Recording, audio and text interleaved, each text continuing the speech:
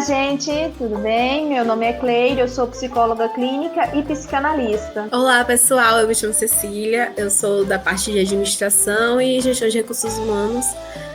Sejam bem-vindos. Oi, gente, eu sou a Pri, eu trabalho com comunicação e consultoria de marcas e negócios. E esse é o podcast do Lab de Negócios, o Converse como uma Mulher. Olá, mais um episódio começando hoje. A gente, antes de fazer os nossos episódios do podcast, a gente tem uma pré-reunião e já rolaram cabeças, já rolaram coisas aqui. É quase um episódio, pré-episódio que a gente acaba fazendo de bate-bola. É tanta coisa para fazer que a gente tenta ter esse mínimo de organização, porque a gente nem lembra mal o que a gente tem que falar no próprio episódio, né? Já tá no nível de ter que anotar tudo, né? De ter que anotar o que vai falar, de ter que anotar o horário, de ter que anotar o dia, de ter que anotar... Olha o bloquinho. É específico, gente, é específico. Chama planos do dia, o que é que eu tenho que fazer, o que é que eu tenho que ler, para quem que eu tenho que mandar mensagem. Não é PUC. Não, e tem que... Também, o que eu tenho que comprar no supermercado, se não esqueço, chego aqui faltando metade das coisas, e eu levo as caderninhas pro supermercado, tá? Chega lá e eu fico assim, lendo o negócio, assim, empurrando o carrinho e lendo o caderninho, tá bom? Eu faço essas coisas. O clima já chega da gente com o peso de 389 coisas que tem que fazer por estar priorizando fazer uma nesse momento, né? Que, não por acaso, é o tema do nosso podcast, nosso episódio de hoje, a sobrecarga, que, gente, pasmem, eu descobri agora com a Cleide, pré-podcast, que existe sobrecarga mental e física. Para mim era tudo sobrecarga, né? Eu nem sabia dessa diferença que existe. Conta aí mais, Cleide. Sim, tem essa diferença, né? Porque nem sempre... A gente vê muito sobrecarga física e mental juntas, né? Porque muitas vezes a mulher fica com a casa, com as roupas, com a louça, e ainda trabalha fora, cuida da criança, etc. Então, todas essas coisas aí demandam uma atividade física. Mas tem pessoas que têm um certo amparo, tem ali uma secretária que ajuda nas outras coisas, mas ainda existe a sobrecarga mental, né? O que é que tem que comprar no supermercado? O que é que vai no lanche da criança para a escola, por exemplo? O amiguinho vai fazer aniversário. O que compra para aquele amiguinho para mandar para ele? Então, essas pequenas coisas vão se somando, né? E vão fazendo uma apinhada de coisas, né? Incrível, né? Como a sobrecarga, por exemplo, mental, ela dá um desgaste como um todo na gente. A gente se sente parecendo que tomou uma surra, né? Além do cérebro, tem um corpo que parece que pesa mais. A gente fica realmente doendo, dolorido, porque a gente tá com tanta carga aqui que afeta o todo. E aí, nossa, o peso é 2 vezes maior do que só a física, no caso. Sim, mas isso é essa questão de a mente afetar no corpo. Estou chamando de mente aqui porque é o termo mais popular conhecido. Mas não existe divisão, mente e corpo. É uma coisa só. Um influi no outro e vice-versa. Então, assim, a gente faz para estudar e etc e tal, mas, gente, é muito interligado. Por isso que eu acho que uns episódios atrás, eu não me lembro qual, que eu disse a frase: quando as coisas não vão bem na sua cabeça, elas não vão bem em lugar nenhum. É verdade, né? Porque se a sua cabeça não estiver legal, as outras coisas não vão ficar legais também. Você não vai conseguir ir bem nas outras, né?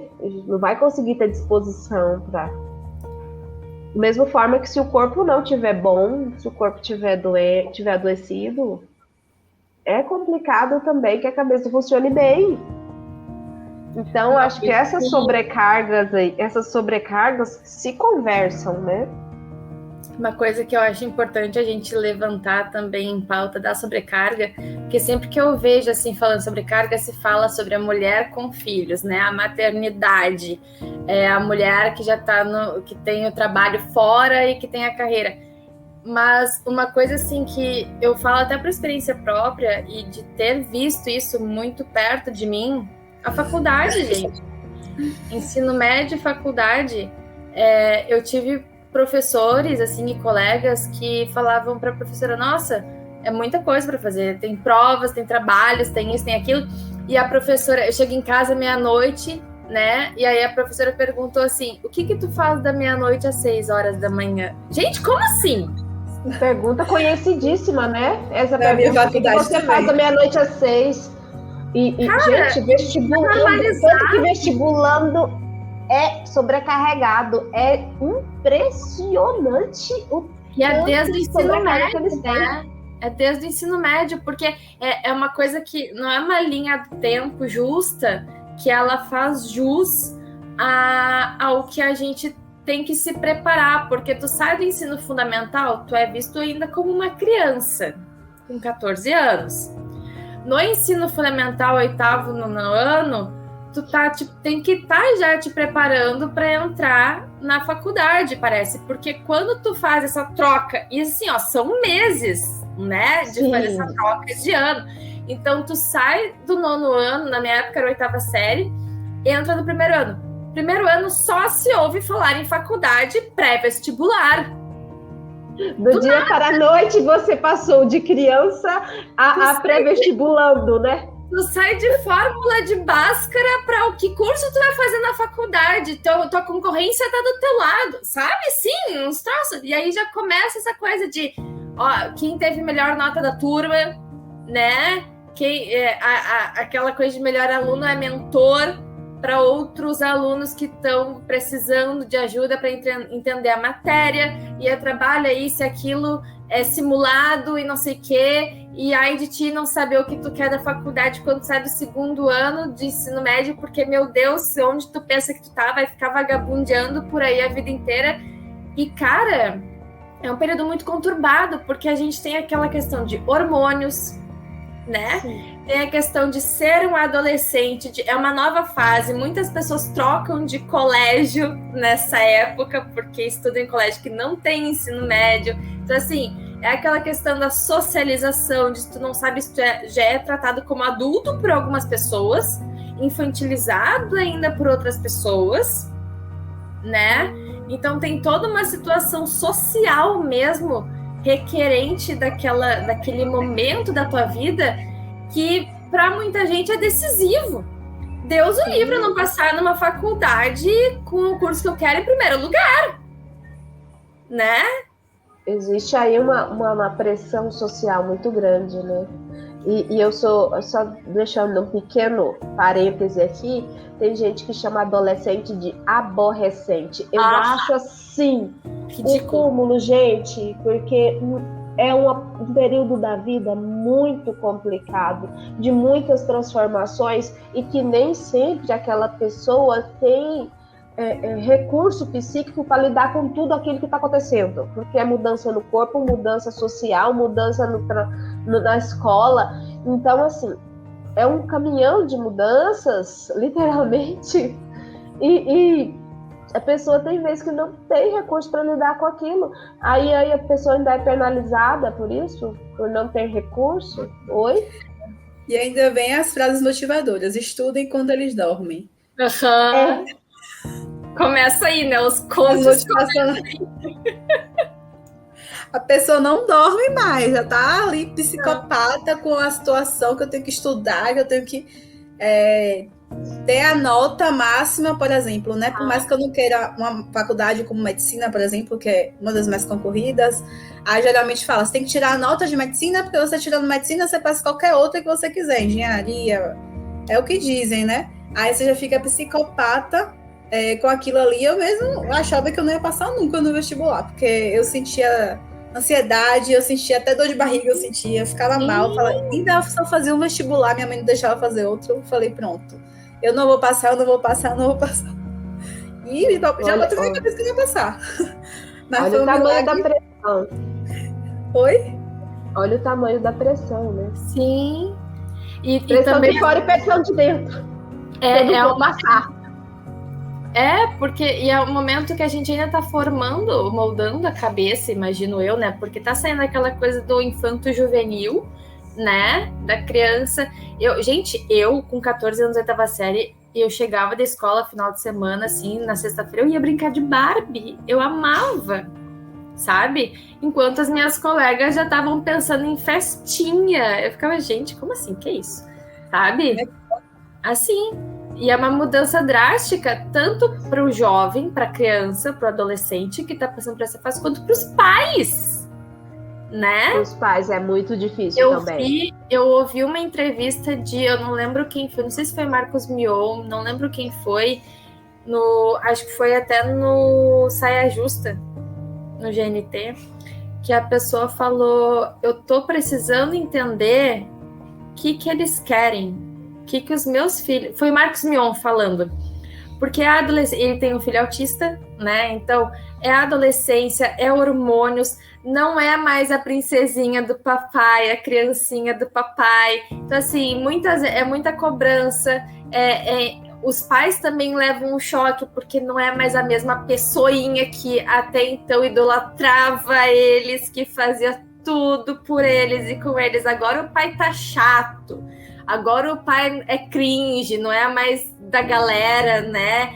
Então, toda essa situação, além de toda a questão social que a gente vive também, a gente sabe que adolescente é uma das fases mais complicadas da vida, né? E aí tem que agradar o grupinho de amigos, né?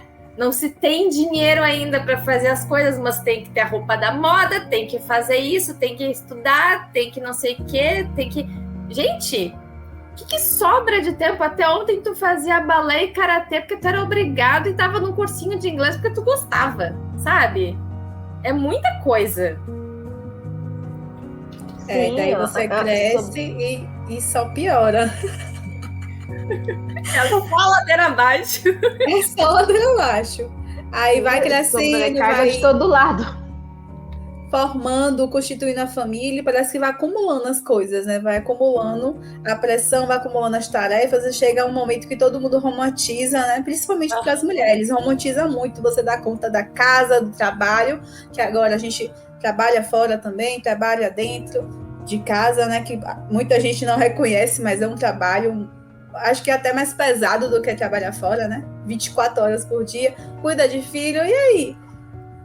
E os homens, às vezes, quando fazem o mínimo, que é ajudar, porque ele está ali morando no mesmo teto, fez o mesmo filho, é romantizado, é tipo, nossa, esse cara é o melhor cara do mundo, o melhor pai do mundo, sendo que é o mínimo que ele pode fazer. Nossa, e hora extra, né? E subir na carreira e querer... Nossa, como assim? Tu quer ser uma líder e tu não tem tempo para tua carreira? Né? Empresas que nem levam, né, a mulher para a liderança, já pensando. Não, vocês lembram daquela polêmica sobre não contratar mulheres que mulheres têm filhos? Uhum. E tem a questão da menstruação também. E já existia, foi até uma polêmica bem grande na época, mas, nossa, eu fiquei horrorizada. Eu falava, esse cara deveria nem nascer, né? Filho chocadeira, porque nasceu de onde? De uma mãe. E ainda cria uma pessoa dessa para estar falando que mulher não pode ser contratada porque pai, pelo amor de Deus, gente. Homem tem uma vida pior, assim, tipo, eles se submetem a várias coisas, assim, que mulheres se submetem na metade.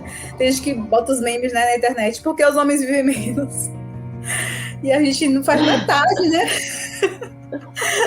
Não é que ele não queira fazer, ele não tem tempo para fazer nem metade do que eles têm, porque a gente tem que estar preocupada em fazer as coisas que eles não fazem enquanto eles estão fazendo essas merdas. Isso é responsável. Tem muita coisa. É complicado, né? Você arranjar tempo para trabalhar, para estudar, e para casa.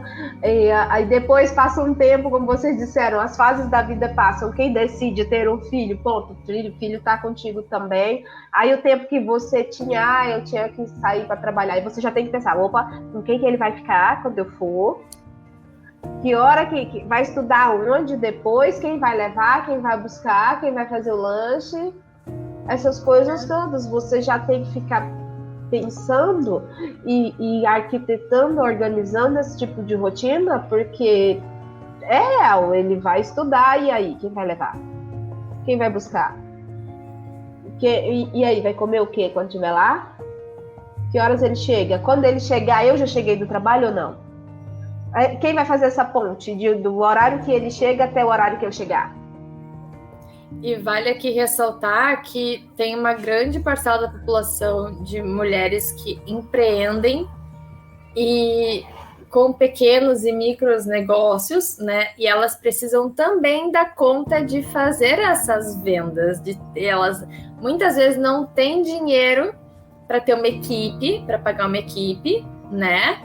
E elas ainda, além de cuidar da carreira, às vezes tem um trabalho CLT, porque o negócio não se sustenta sozinho ainda. Cuidar da casa, marido, filho, porque é um combo, né?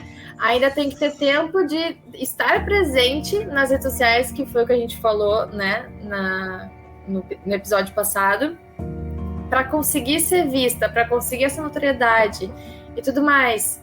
E, gente, é uma coisa assim, é realmente uma sobrecarga que se espera automaticamente da pessoa.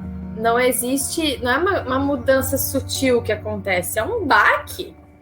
É um baque, porque no momento que tu decide empreender ou decide começar uma carreira nova, que é, né, o destino de algumas pessoas, tu decide ter um filho, tu decide fazer uma pós, te especializar, né? Ou tu decide ir atrás de uma promoção, que seja, né, na tua carreira. Isso também demanda tempo, demanda estudo, demanda trabalho, demanda, né? E muitas vezes é uma coisa que, assim, não é perceptível, assim, sabe? Porque é realmente um esforço mental de tu chegar, bater a cabeça no travesseiro e não desligar. Né? Exato. De não conseguir dormir, de ficar. As pessoas. A Cleire já me falou que ela já fez isso de chegar na hora de dormir e ficar com o celular na mão, porque ela fica, tem que fazer tal coisa, tem que fazer isso, tem que fazer aquilo. Eu sou uma. Quando eu tô assim, indo pra Nárnia, naquele momento assim que eu já sei que eu tô dormindo, porém não tanto, sabe? Eu tô naquele momento meio sonolento ainda. Direto, vem uma pauta inteira na minha cabeça. Eu falo, se eu não escrever isso agora, já era. Já aconteceu. Eu acordar no outro dia, eu falava, que carambas era aquilo que eu estava mentalizando. Não vê até hoje. Não vê até hoje. Então, é uma pressão, porque tu não pode perder o timing também das coisas.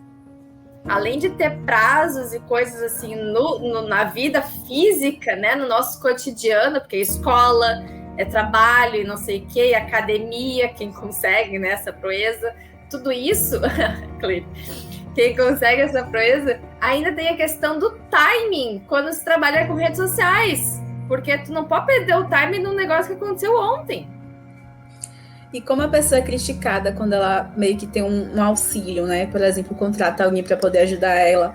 Eu já vi várias vezes pessoas sendo massacradas até em própria rede social, porque tem uma babá, porque tem uma empregada doméstica, porque tem alguém que está com a pessoa ajudando, assessorando, sendo assim. Eu também já vi mães, inclusive, falando, nossa, eu tenho uma pessoa para me ajudar porque eu consigo me doar muito mais para o meu filho, nos momentos que eu tô com ele, do que se eu ficasse, no caso, 24 horas dando conta de tudo e, ao mesmo tempo, não dando conta de nada, porque você acaba realmente ficando cansada, ficando, né, é muita carga, muita sobrecarga em cima da pessoa.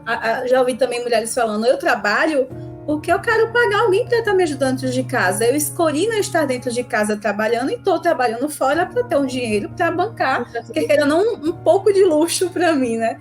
Ela falava isso, que ela contratou uma pessoa porque realmente foi uma opção dela. Poxa, eu trabalho tanto, ela trabalha realmente muito, e eu não posso me dar esse luxo, eu não posso ter uma pessoa que está aqui comigo, fazendo minha comida, limpando minha casa, e ela só, ela não tem filhos, né? Mas ela trabalha muito fora, então ela está mais presa nesse mundo afora de trabalho, de fazer uma academia, cuidar da saúde, do que na própria casa dela. Aí quando ela tem tempo livre, ela faz uma comidinha, nada, né? Mas assim, que não fica aquela pressão, né? Aquele negócio de ficar, você tem que fazer. Nossa, eu já tô no trabalho pensando que eu tenho que chegar em casa, não vou comer, eu tenho que fazer minha comida, senão ninguém come. Eu tenho que tirar a carne do congelador, senão a carne não descongela. E nossa, como aquilo ali atrapalha até seu trabalho, né? Entendi. Se você vai chegar lá para fazer a comida, puxa vida, não tirei o frango do congelador. E agora? Vai fazer o quê? Oh, meu Deus do céu. Até isso, né? Nossa, você deita na cama. Será que eu tirei o frango para fazer amanhã? Agora, me diz uma coisa, as duas, quero saber das duas. Vocês têm esse tempo só para vocês? Para sentar, curtir um livro, um filminho, um negocinho assim, que vocês, sem culpa alguma, vocês pensem, tá tudo certo, né? Posso fazer isso, vou me dar este luxo, porque hoje em dia é um luxo, né? Esse tempo de qualidade só para vocês, fazendo o que vocês gostam, seja o que for, uma skincare, seja um banho relaxante, um vinho, um filme, um livro, uma comida gostosa que vocês se dão ao luxo de comer, que não tem tempo às vezes. Vocês conseguem esse tempinho? Essa é a palavra, né? Sem culpa é difícil. Você parece que fica realmente pesada assim a mente. Poxa, eu tô aqui deitada, mas eu poderia estar fazendo isso, aquilo. Aí levanta às vezes, né? Vou lavar um prato. Aí vai, lava o prato, volta e deita de novo. Mas tem aquilo. E no final das contas, o que seria um descanso ou um tempo que você tá achando para você para fazer alguma coisa, você tá lembrando de 1000 coisas e parando para fazer, enfim, simplesmente não curte o momento, né? É bem difícil. Tu, Cleide, consegue? Também tô nessa da culpa, né? Eu trabalho às vezes para que eu faça esse momento. Fala, não, hoje eu vou tirar um prazo aqui para fazer tal coisa. Mas assim, eu estar sozinha é difícil. Só se for na hora que o Luiz está na escola. Aí sim, eu consigo estar sozinha e sentar ali na minha poltroninha reclinável e ler alguma coisa. Mas assim, dos cachorros, né, Cleide? É raro. Não é comum, assim. Na minha análise pessoal... Gente, eu faço análise, viu? Faz tempo que preciso. Reconheço que preciso. E recomendo. Recomendo. Por 2 motivos, né? Uma, pela minha atuação profissional e segundo, para desembaraçar as minhas próprias coisas mesmo. Então, eu acho que a análise cumpre essa função aí na semana de ter essa 1 hora para mim, pensando nas minhas coisas. Claro que eu estou na companhia da minha analista, mas eu acho que a minha análise faz essa função aí, de ter 1 hora para mim na semana. Essa é a minha hora, é a hora que eu vou pensar nas minhas coisas, que eu vou me debruçar sobre essas coisas que tem vezes que eu nem vi, que são importantes. Eis aí o trabalho maravilhoso da minha analista, né? E ela vai marcando, me acompanhando ali naquela caminhada de processo analítico para que eu possa fazer algumas coisas. Agora, às vezes, o meu momento de estar ali, de ver um filme, quase sempre é o filme com o Luiz. Patrulha Canina. Kung Fu Panda, Patrulha Canina, e assim nós vamos à lista aí. Então, às vezes, aí ele fala pra mim, mamãe, vamos ver o filme? Vamos sentar aqui, vamos ver o filme. É bom também, né? Às vezes, sentar com eles também não é um momento sozinha, né? Só para ti, mas também é um momento de estreitar a relação que não demanda muita coisa, né? Sim, tempo de qualidade com o filho. Sim, esse tempo de qualidade eu tenho priorizado com ele. Às vezes, muitas vezes penso assim, nossa, podia estar fazendo essa coisa, mas ele só vai ter 3 anos uma vez na vida. Exatamente. Agora, é legal a gente lembrar, se ele falou de rede de apoio, né? É legal a gente lembrar o que é a rede de apoio, né? Rede de apoio, gente, é tio, é irmã, é vó, tá? Primo, É primo, é amiga, tá? É vizinho, é isso. É quem não teve participação no fazer a criança, galerinha. Não parem de falar que pai, genitor é rede de apoio, que ele não é. Ele é pai, genitor, entendeu? Às vezes nem pai é, só genitor é. Então, tem. Triste. Tem aos montes. O genitor também não é o pai. Tem. E às vezes o genitor também não é o pai. Temos aí casos com essas duas figuras separadas, né? Em que o pai não é o genitor. E não estou falando só de abandono parental, estou falando também de fertilização in vitro, enfim. Mas rede de apoio não é quem teve participação, não é quem... São pessoas que não tiveram participação no fazer a coisa acontecer, tá? Existiu duas pessoas ali para isso. Legal. Existiu duas pessoas. Aí pode. Existiu duas pessoas ali envolvidas, presentes no momento, geralmente, né? Para que essa coisa aconteça, essa situação aconteça. Então, rede de apoio são pessoas que podem estar... A aldeia, né? A vila, né? Precisa de uma vila na criação de uma criança. E essa vila que é a tua rede de apoio. Às vezes não é. Às vezes é quem está mais perto. Não precisa nem ser família, parente. Mas me pega muito essa romantização da rede de apoio, de quem não é rede de apoio, que eu fico, meu Brasilzinho. Fica difícil, né? Porque isso também é uma sobrecarga, né? E assim, existe rede de apoio paga e não paga, né? A Titi Miller tá aí provando que existem as babá noturna, né? Para quem consegue ter, mas existem essas pessoas, rede de apoio paga, que fazem parte ali da criação e desenvolvimento da criança, né? E a não paga também, né? Tem rede de apoio que não é paga, que também pede para ser paga. Vocês viram a avó, aquela que falou que podia cuidar da criança na gringa? Ela dizia, cuido sim, mas é R$60 a hora, porque eu tô deixando de fazer outra coisa. É sério, gente? Ela falou, cuido muito. R$60 a hora, que era o que uma babá cobraria, né? $60, eu acho que foi, acho que era nos Estados Unidos. Teve esse episódio aí. Então, assim...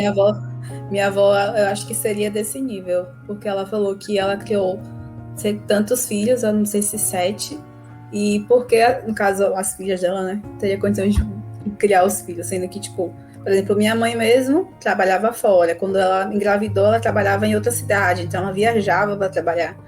E aí, depois de um tempo que ela conseguiu a remoção aqui para a cidade, e aí seguiu doida quando engravidou, né? Eu vou ter que arrumou babá, porque além de tudo ela fazia comida, deixava pronta, porque ela era casada e deixava as coisas pro meu pai. Aí, depois que, até um ano, passaram 8 empregadas na minha casa, porque até apanhar de empregada eu apanhei quando era pequena. E hoje... Aí eu praticamente fui criada por uma mulher só, que essa, pra mim, era como se fosse minha segunda mãe, e ela me criou a vida toda. Então, a minha avó, ela falava, eu criei, mas naquela época era o quê? Geralmente uma roça, geralmente era bem mais fácil, assim, né? Ela não tinha que trabalhar fora, ela ficava mais em casa, cuidando mesmo, aquela doméstica mesmo, raiz. E minha mãe não, ela já era meio doméstica e trabalhava fora também. Então, existe também essa diferença. Meu pai fala, antigamente todo mundo paria 10 filhos, mas olha a realidade de hoje, né? É bem difícil você criar uma pessoa... E paria 10 filhos por quê? Era opção mão de obra ou não? Não, e a mão de obra, na maioria das vezes também, né? Para ajudar a cuidar da casa e ter mais dinheiro para entrar, para ter mais gente para trabalhar, para sustentar a casa. Era mais povo de roça, sabe? Que era criado em roça, eles às vezes produziam, Não tinha aquela vida, né? Era Pois mais- é isso que eu tô falando, mas a avó escolheu ter 10 filhos? Alguém perguntou pra ela se quer ter 10 filhos? Aí eu já não sei. É isso que eu tô falando, não era uma opção, normalmente não era. Inclusive, tenho ouvido aí pessoas que falam assim, a minha mãe, toda vez que ela engravidava, ela achava o final do mundo. Por quê? Porque ela já sabia toda a trabalheira que era, né? Ter um filho. Sem falar também nas situações de abuso, né? Que falam, a minha mãe fala, eram coelhinhos. Deu, não, mãe, não eram coelhinhos, era uma situação abusiva mesmo, do homem chegar em casa, pegar a mulher e quando vê, tava grávida de novo, porque a mulher não tinha essa opção, né? Sim, então ela não tinha método anticoncepcional. Exato, exatamente. Então, alguns casos era uma questão de mão de obra, para que se puder, ainda mais em famílias agricultoras e coisas assim, né, marceneiras, caso realmente de ter mais pessoa para trazer dinheiro de casa para ajudar. Em outros casos era pura situação de abuso, galera. Então, assim, não é... E romantizam isso, né? Aí não tinha televisão em casa. Não tinha, realmente, mas não era por isso, né? Lembrando que o anticoncepcional está aí para nós há menos de 100 anos. Então, a nossa opção não era opcional ter filhos. Exato. Era praticamente obrigação.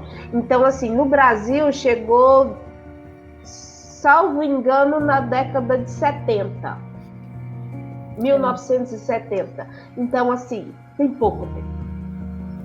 E aí aquela pergunta, né? Feminismo para quê, não é mesmo?